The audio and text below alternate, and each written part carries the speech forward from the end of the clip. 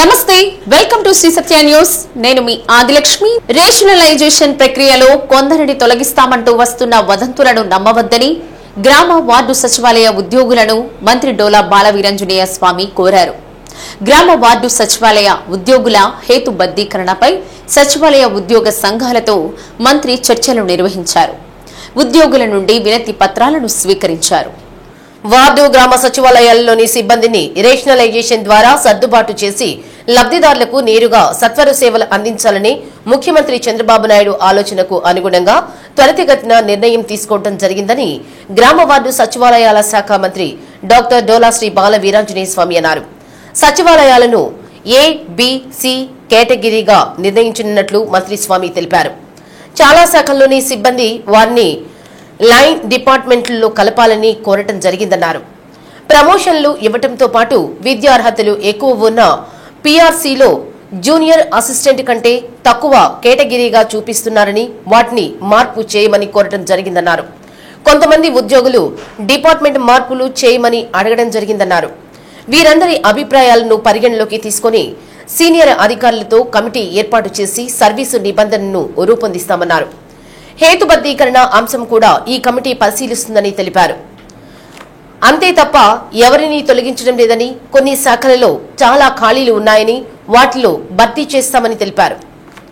మహిళా పోలీసుల విషయంలోనూ నిర్ణయం తీసుకుంటామన్నారు.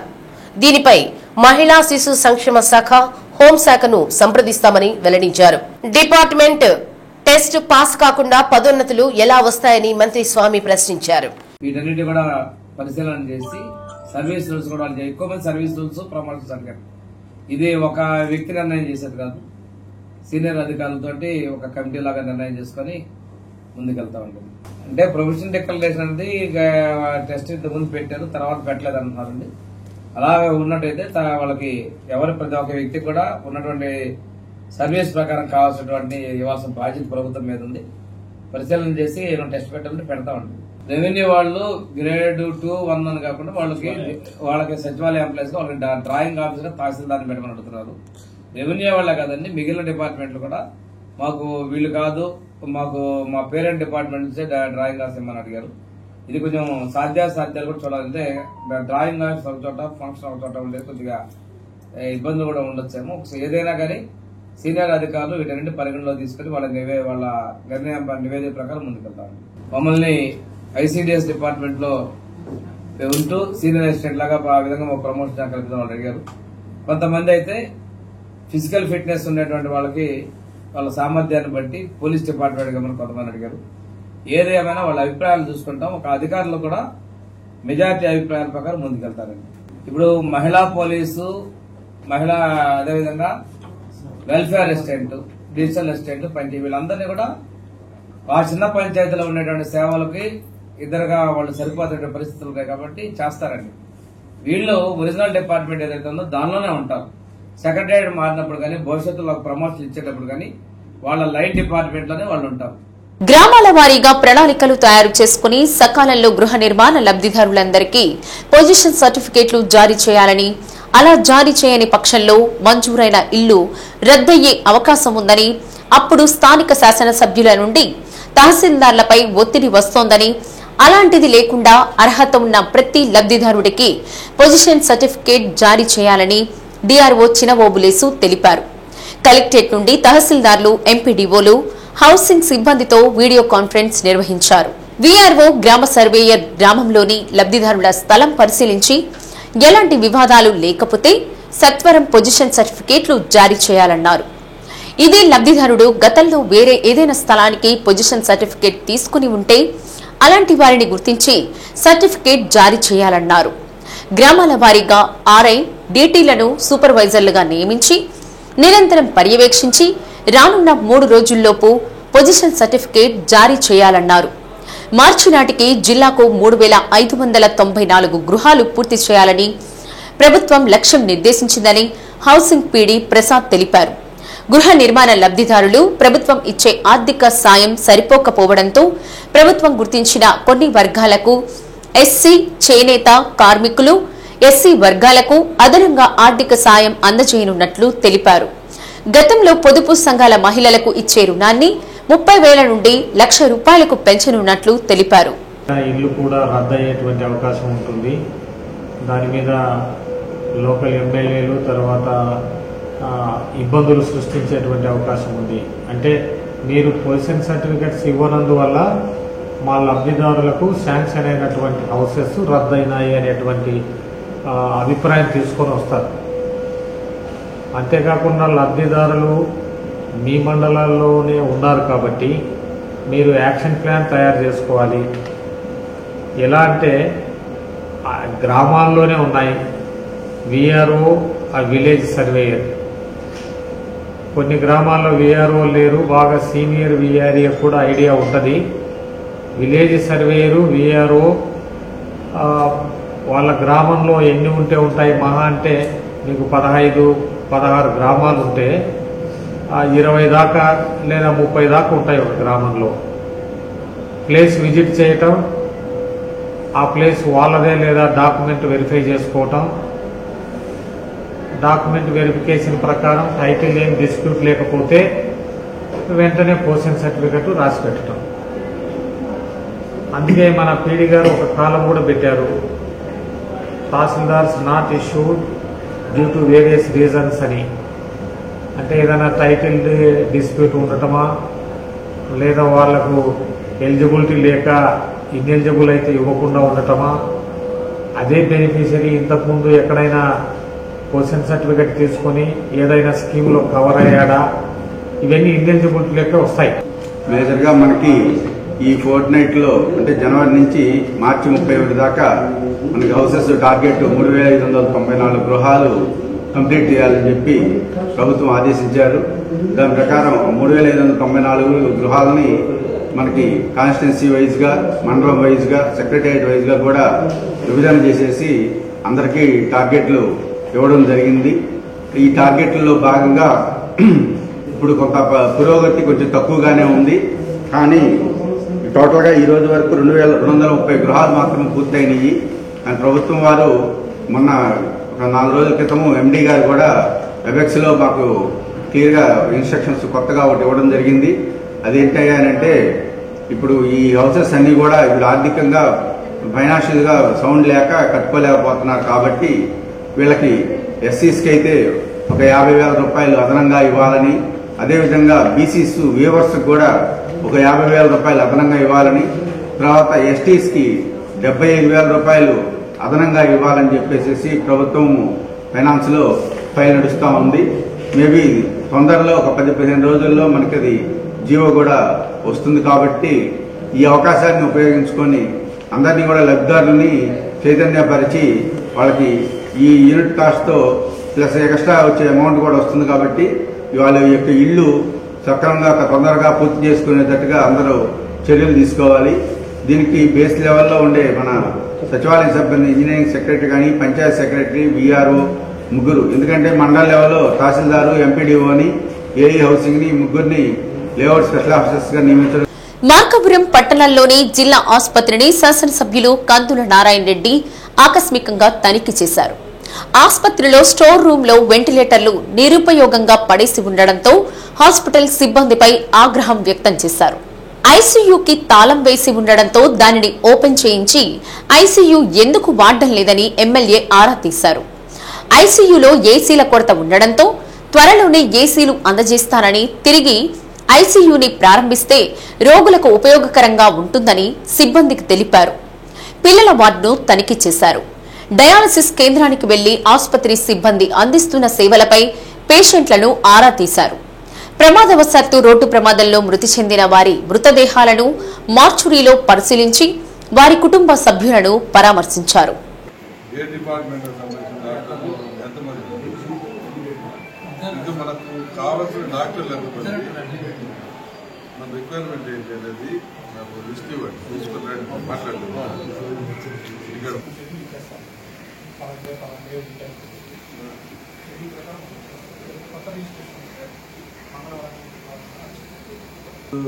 వచ్చి అటెండెంట్ వేసి అటెండెన్స్ వేసి వెళ్తాను పోతా అంటే డాక్టర్లు ఎమర్జెన్సీ అయితే వీళ్ళకి ఏదైనా ఎమర్జెన్సీ అయితే నువ్వేం పీకుతావు, ఆమె పీకుతుంది, ఆయన పీకుతుంది.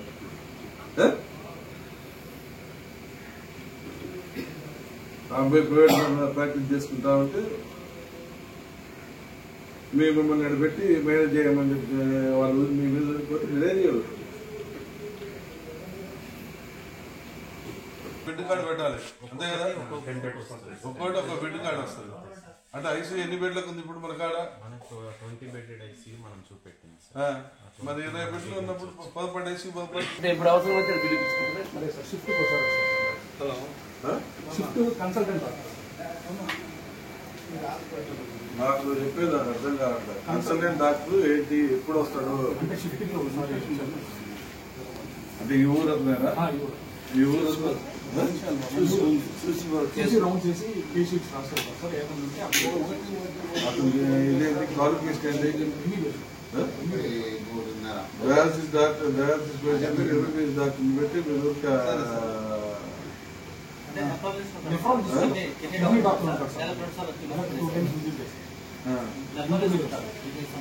అవునా? మీకు ఇంత పెద్ద సెంటర్ దగ్గర దగ్గర 10 బెడ్లు 12 బెడ్లు ఉన్నాయి కదా. 12 బెడ్లకు ఒక డాక్టర్ పెట్టకుండా మీరు పైపైన మీ కాంపౌండర్లో పెట్టి పైపైన షోలు ఉంటే జరుగుతాయి. డాక్టర్ పెట్టుకోమని చెప్పాలి. మేము కూడా మీకు రిమైండర్ లెటర్ పెడతాం సరేనా? కంప్లీట్ ఇప్పుడు MBBS doctor సరిపోతారా?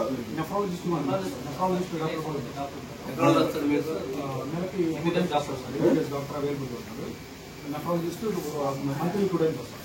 Superintendent superintendent concern లో ఉంటుంది కానీ మీ సొంతంగా ఉండదు. ఇది మీ సొంతంగా ఇది కాదు. ఇది హాస్పిటల్ బిల్డింగ్ లేదు. ఏదైనా సూపరింటెండెంట్ రెస్పాన్సిబిలిటీ ఉంటుంది. మీరు కనీసం డాక్టర్ కనపడకుండా సూపరింటెండెంట్ కనపడకుండా మీరు వచ్చి దొంగ సంతకాలు పెట్టుకుని దగ్గర పోతుంటే సరిపోతారంటారా? సార్ అటెండెన్స్ కూడా పెట్టాడు సార్, పైకి సంతకం పెట్టమని సార్ రిజిస్టర్ కూడా పెట్టాడు కదా పైన.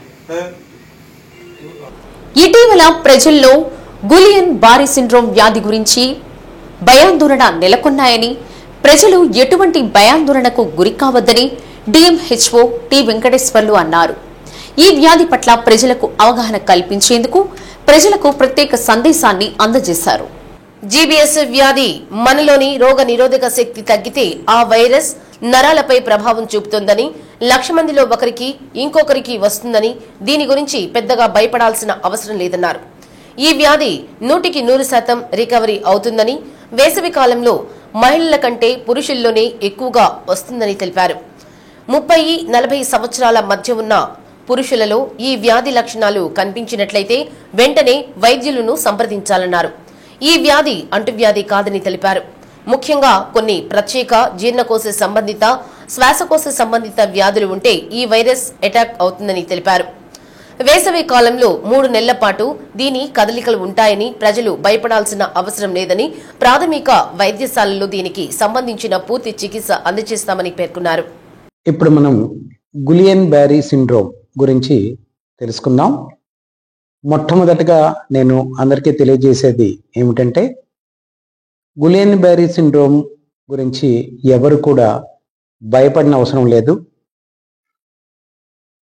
ఇది కొత్తగా వచ్చినటువంటి వ్యాధి కాదు. ఒకరి నుండి మరొకరికి ప్రాకేటువంటి వ్యాధి కాదు. ఇది ఒక ఆటో ఇమ్యూన్ డిసీజ్.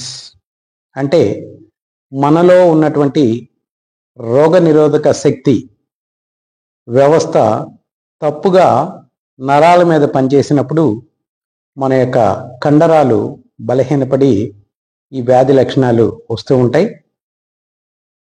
ఇది సాధారణంగా సంవత్సరంలో 1,00,000 మందిలో ఒకరికి లేదా ఇద్దరికి మాత్రమే వస్తూ ఉంటుంది.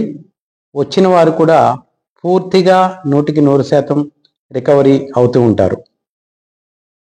అయితే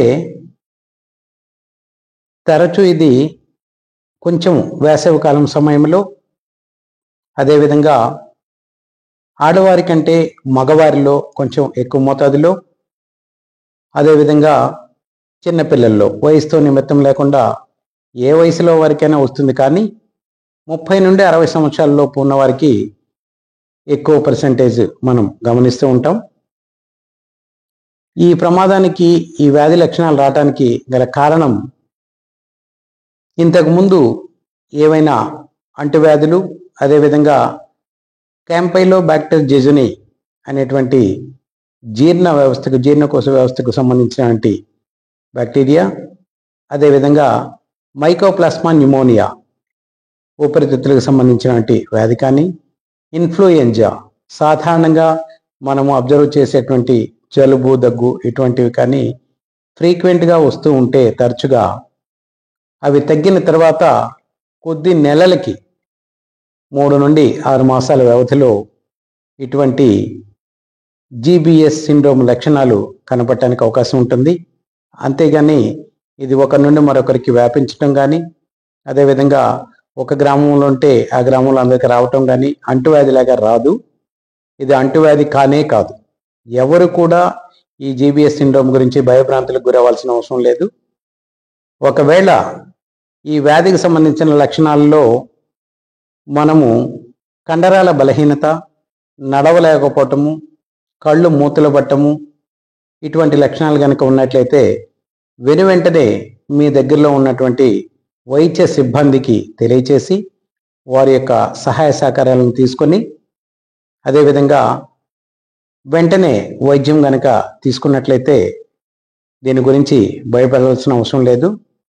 తర్వాత ఒకవేళ అటువంటి లక్షణాలు ఉన్నట్లయితే అశ్రద్ధ చేయకుండా వెనువెంటనే వైద్య శాఖ యొక్క సర్వీసుల్ని మీరు అందుకొని వైద్యాన్ని వెనువెంటనే తీసుకోవాలి. తర్వాత రాకుండా మనము ఎప్పటికీ చెప్తూ ఉన్నటువంటి విషయమే పరిశుభ్రతని బాగా పాటించాలి. మనము చేతులను పరిశుభ్రంగా కడుక్కోవటం, ఏదైనా ఆహారం తీసుకునే ముందు కానీ, ఏదైనా బయట వర్క్ చేసి వచ్చినప్పుడు కానీ, అదేవిధంగా ఏదైనా ఫ్రూట్స్, పండ్లు, ఫలాలు ఇటువంటివి తినేటప్పుడు కానీ శుభ్రంగా కడుక్కొని తింటాం. అదేవిధంగా చేతుల్ని శుభ్రంగా తినే ముందు కడుక్కోవటం, ఇవి గనక మనం పాటించినట్లయితే ఎటువంటి భయపడాల్సిన అవసరం. అంగన్వాడీ కేంద్రాలకు వచ్చే చిన్నారుల ప్రాథమిక అభ్యాసాన్ని మెరుగుపరిచేందుకు ఒంగోలు అర్బన్ రూరల్ పరిధిలోని అంగన్వాడీ కార్యకర్తలకు శిక్షణ కార్యక్రమం చేపట్టారు. సమగ్ర శిక్ష, మహిళా అభివృద్ధి, శిశు సంక్షేమ శాఖ సంయుక్త ఆధ్వర్యంలో సంతపేట మున్సిపల్ ఉన్నత పాఠశాల ఆవరణలో 6 రోజుల శిక్షణ కార్యక్రమంలో భాగంగా తొలి రోజు కార్యక్రమాన్ని ఉన్నతాధికారులు ప్రారంభించారు.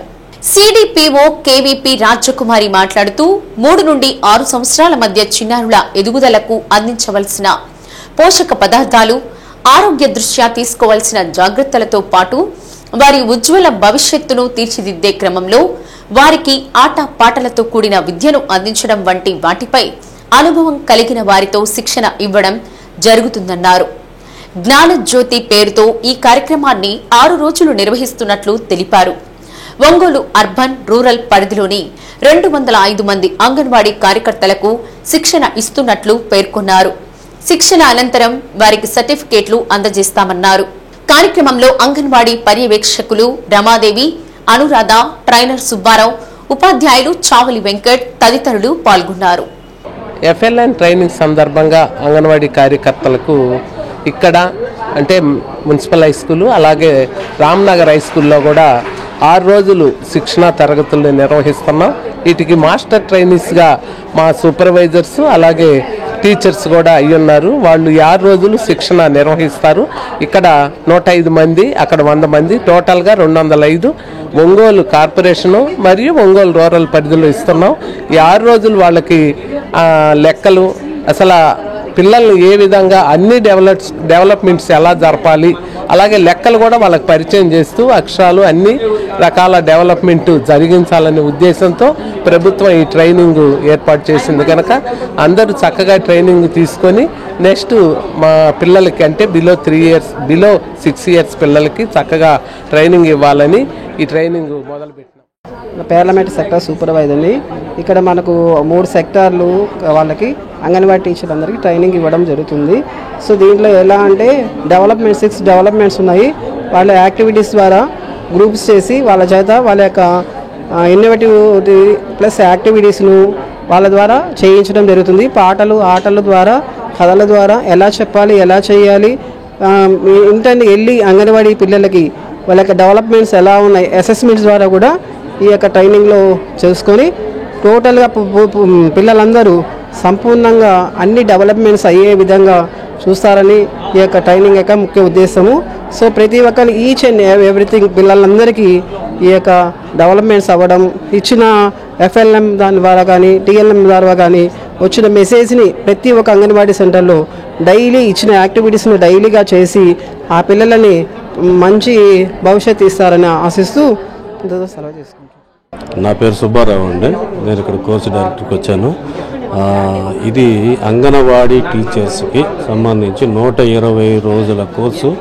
అందుట్లో ప్రతి సంవత్సరం ఒక 20 రోజులు అనేది పెడుతుంది. అది ఒక 6 రోజులు అనేది మాన్యువల్, ఒక కథను 14 డేస్ అనేది వాళ్ళు ఆన్లైన్ ద్వారా ఇవ్వటం అనేది జరుగుతుంది. దానిలో భాగంగా ఈరోజు స్టేట్ వైడ్గా జరుగుతున్న కార్యక్రమంలో DRRM స్కూల్లో ఇక్కడ 6 రోజుల కార్యక్రమం అనేది ఇవాళ స్టార్ట్ అయింది. ఇది సర్టిఫికెట్ కోర్స్. ఇది చిన్న పిల్లలకి, అంగన్వాడీ పిల్లలకి అంటే 2020 నుంచి ఒక విజన్ స్టార్ట్ అయింది. ఆ విజన్ నుంచి స్టార్ట్ అయ్యి ఈరోజు జ్ఞానజ్యోతి అనేటటువంటి సంస్థగా ఏర్పడి ఈరోజు ఇక్కడ ఈ 6 రోజుల శిక్షణా కార్యక్రమం ప్రారంభించడం అనేది జరిగింది. ఒంగోలు కేశవస్వామిపేటలోని శ్రీ ప్రసన్న చెన్నకేశవ స్వామి వారి దేవస్థానంలో స్వామివారి జన్మ నక్షత్రమైన చిత్త నక్షత్రాన్ని పురస్కరించుకుని మాస కళ్యాణాన్ని అత్యంత వైభవంగా నిర్వహించారు. ఈ సందర్భంగా నిర్వాహకులు చూడచక్కగా ఏర్పాటు చేసిన కళ్యాణ వేదికపై అమ్మవార్ల సమేతంగా చెన్నకేశవుని ఉత్సవ మూర్తులను కొలువు తీర్చి ముందుగా కంకణ ధారణ చేశారు. అనంతరం పట్టు వస్త్రాలను సమర్పించి గోదానం, కన్యాదానం, జీలకర్ర బెల్లం సమర్పణ, మాంగళ్య పూజ, మాంగళ్య ధారణ, తలంబ్రాల తంతు, మాల మార్పిడి లాంటి విశేష కళ్యాణ ఘట్టాలను ఆద్యంతం రమణీయంగా జరిపించారు. కార్యక్రమంలో దేవస్థాన కార్యనిర్వహణాధికారి ఆర్ శివశంకర్, సిబ్బంది, భక్తులు పాల్గొని శ్రీదేవి భూదేవి సమేత చెన్నకేశవ స్వామి వారికి తమ స్వహస్తాలతో తలంబ్రాలను సమర్పించి చెన్నకేశవుని అనుగ్రహానికి పాత్రులయ్యారు.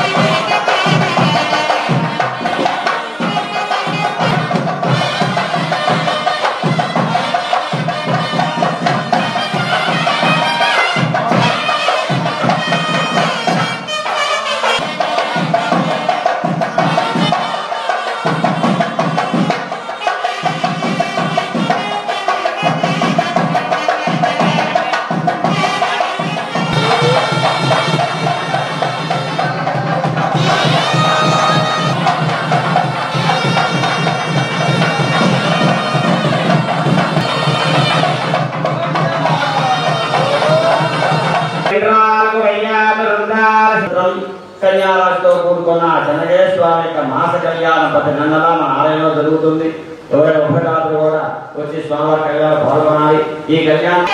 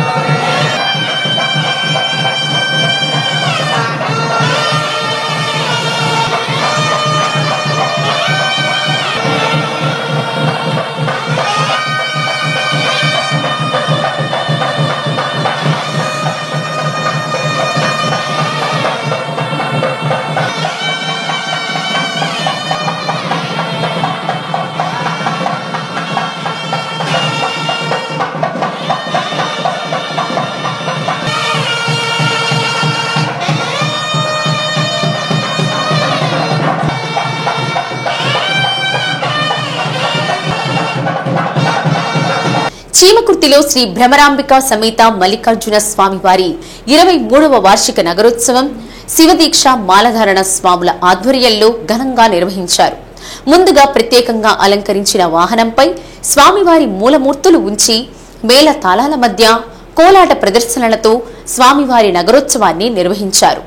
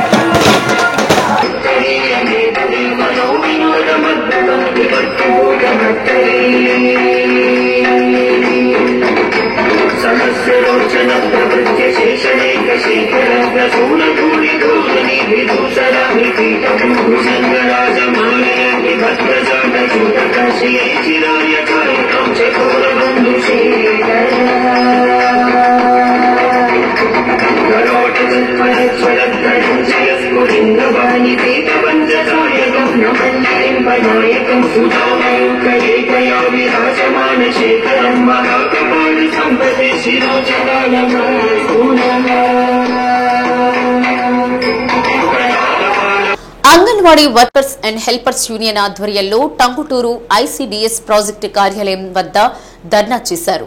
అంగన్వాడీ యూనియన్ అధ్యక్షురాలు పి క్రాంతి అధ్యక్షతన ధర్నా జరిగింది. కార్యదర్శి బెల్లం శేషమ్మ మాట్లాడుతూ అంగన్వాడీలకు ఇచ్చిన హామీలను ప్రభుత్వం వెంటనే అమలు చేయాలని డిమాండ్ చేశారు. సిఐటియు జిల్లా ఉపాధ్యక్షులు టి రాము మాట్లాడుతూ కనీస వేతనం 26,000 ఇవ్వాలన్నారు. Mini సెంటర్లను main సెంటర్లుగా మార్చాలన్నారు. కార్యక్రమంలో కేవీపీఎస్ జిల్లా ఉపాధ్యక్షులు వి మోజెస్, కె హేమలత, సుభాషిని, కృష్ణవేణి, కాత్సాయిని, ప్రసన్న, శకుంతల, లక్ష్మి, పద్మ, విజయ, యశోద, వరమ్మ తదితరులు పాల్గొన్నారు. 26,000 అమలు చేయాలి. సుప్రీంకోర్టు ప్రకారం గ్రాట్యుటీ అమలు చేయాలి. వర్ధిల్లాలి అంగన్వాడీల ఐక్యత.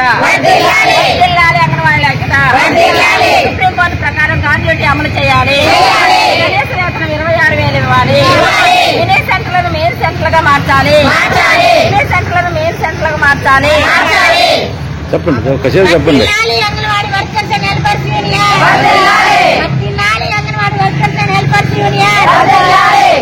ఇవ్వాలి. కనీస వేతనం 26,000 సుప్రీంకోర్టు ప్రకారం గ్రాట్యుటీ అమలు చేయాలి. అదనపు పని భారాన్ని తగ్గించాలి. పెరిగే ధరలకు హత్యే లేదు.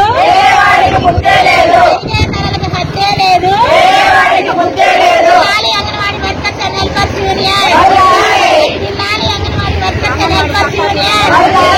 అంగన్వాడీ సత్తా చూడు. భగవంతుడే సూర్యుడిని చూడు. సత్తా చూడు. పేర్నమిట్టలో 2020 జనవరి 25న హత్యకు గురైన చింతగుంట్ల జీవన్ హత్య కేసులో భార్య జ్యోతికి ప్రభుత్వ ఉద్యోగం, ప్రతి నెల పెన్షన్, 8.25 లక్షల రూపాయల రిలీఫ్ మంజూరు చేస్తూ కలెక్టర్ తమీం అన్సారియా ఉత్తర్వులు జారీ చేశారని దళిత హక్కుల పరిరక్షణ సమితి రాష్ట్ర అధ్యక్షులు నాగేంద్రరావు తెలిపారు. సమితి కార్యాలయంలో మీడియా సమావేశం నిర్వహించారు. ఎస్సీ ఎస్టీ అట్రాసిటీ చట్టం అమల్లో అధికారుల వివక్ష, నిర్లక్ష్యం, బాధ్యత రాహిత్యాలకు నిదర్శనగా చింతగుంట్ల జీవన్ హత్య కేసు చరిత్రలో నిలిచిపోతోందని నాగేంద్ర తెలిపారు. సమావేశంలో మాల మహానాడు అధ్యక్షులు దారా అంజయ్య, దుగ్గురాల విజయ్ కుమార్ తదితరులు పాల్గొన్నారు. 5 ఏళ్ల క్రితం ప్రకాశం జిల్లాలో సంచలనం సృష్టించిన పార్లమెంట చింతగుంట్ల జీవన్ హత్య కేసులో భార్య జ్యోతికి రిలీఫ్ 8,25,000, అదేవిధంగా ప్రభుత్వ ఉద్యోగం, అదేవిధంగా ఎస్సీ మంత్లీ పెన్షన్ ప్రతి నెల మరణించే వరకు 6,250 రూపాయల రిలీఫ్. 25/1 జనవరి 20వ సంవత్సరం జనవరి 25వ తేదీన చింతగుంట్ల జీవన నేతన్ని చంపేశారు. చంపేసి పార్లమెంట్ అని వార్తలు వచ్చినాయి. ఆయన భార్యది జ్యోతి, వాళ్ళది పెద్దలూరు మండలం కొంగల వీడు గ్రామం, వాళ్ళది మిలిటరీ కుటుంబం. వాళ్ళు బయలుదేరి వస్తూనే వేరే ఫోన్ తీసుకొని నా నెంబర్ తీసుకుని ఫోన్ చేశారు. నేను అప్పుడు తాళరేసి లక్ష్యం ఉంటే ఫోన్ చేసి ఏం జరిగింది అని కూడా అడిగాను. ఏదో జరిగిందని కూడా అన్నాడు. తీరా చూస్తే శవం వండిగా పెట్టలేదు. ఆ శవం గ్రోత్ సెంటర్లో, పార్లమెంట్ గ్రోత్ సెంటర్లో ఉంది, లొకేషన్ చూపిస్తుంది. కానీ తాళరేసి కానీ వెళ్ళడం జియో మేము దగ్గర జియో కూడా ఎస్పీ గారు మళ్ళా ఇది నాట్ అట్రాక్టెడ్ అని మళ్ళా ఎస్పీ గారు మళ్ళీ వెనక పంపించారు కేసుని. మరలా మేము జియో కలెక్టర్ గారు అర్థమని చెప్పి మరలా కేసుని మరలా ఎస్పీ దగ్గర నుంచి మళ్ళీ రిమైండ్ చేశాం. అయితే ఈ నడుస్తున్న క్రమంలో గత సంవత్సరం 24లో ఈ కేసులో రిలీఫ్ మంజూరు చేశారు జిల్లా కలెక్టర్ గారు. అప్పటి వరకు ఉన్న ఆ చింతగుంట్ల జీవన్ తల్లి ఈ కేసులో ఎటువంటి రిలీఫ్ ఇవ్వద్దు, అసలు అంతగానో కొట్టుకోవాలి, ఈ కేసులో వీళ్ళు ప్రధాన సామాజిక వర్గం, అక్కడ రెడ్డి సామాజిక వర్గం, వాళ్ళని కొట్టుకోవాలని చెప్పి అప్పటి వరకు మన నోరు మీద కోర్టులో హైకోర్టులో పిటిషన్ ఇచ్చింది. సిబిసిఐడి ఎంక్వైరీ జరపాలి, రిలీఫ్ భార్యకి పిల్లలకి ఇవ్వడానికి లేదు అని వేసింది. దాని మీద మరలా బ్రేక్ పడింది రిలీఫ్ ఇవ్వడానికి. మరలా దాన్ని మేము జిల్లా కలెక్టర్ ఎక్స్ప్లెయిన్ చేసి హర్ పేరు ఏంటి సిబిసిఐడి ఎంక్వైరీ కోరుకున్నారు, కానీ హైకోర్టు ఇవ్వలేదు. ఒక భర్తమైన బదులు భార్యకి హక్కు ఉంది, తల్లి కరుణతోటి మానవతోటి ఇవ్వచ్చు, తల్లి కాదు ఒప్పుకుంటేనే. మళ్ళా ఎంక్వైరీ జరిపేది, మళ్ళీ ఒంగోలు విచారణ జరిపించాం. ఆ విచారణలో తల్లి కూడా అత్త కూడా ఎవరు రాజీకి రాలేదు. ఈ క్రమంలో మరలా ఫైలు కలెక్టర్ దగ్గరికి వెళ్ళింది. జిల్లా కలెక్టర్ గారు పూర్తి చేసి పిటిషన్ ఆరిపోయారు. సిబిసిఐడి ఎంక్వైరీ చేయమని అన్నారు. వాళ్ళకి కోర్టు ఎటువంటి ఆర్డర్ లేదు కాబట్టి మేము చట్ట ప్రకారం భర్త ఎంక్వైరీ కాబట్టి భార్య పిల్లలకి పూర్తి ఎంప్లాయ్మెంట్, ఉద్యోగం, 8,25,000 రిలీఫ్, ఎస్సీ ఎస్టీ పెన్షన్ మంజూరు చేస్తున్నామని చెప్పి ఆర్డర్ కాపీ ఇచ్చారు. శ్రీ సత్య న్యూస్ లో నేటి మాట. వేరొకరి మాటకి కట్టుబడి ఉండడం కంటే శ్రీ సత్య న్యూస్ ఇంతటితో సమాప్తం. నమస్కారం.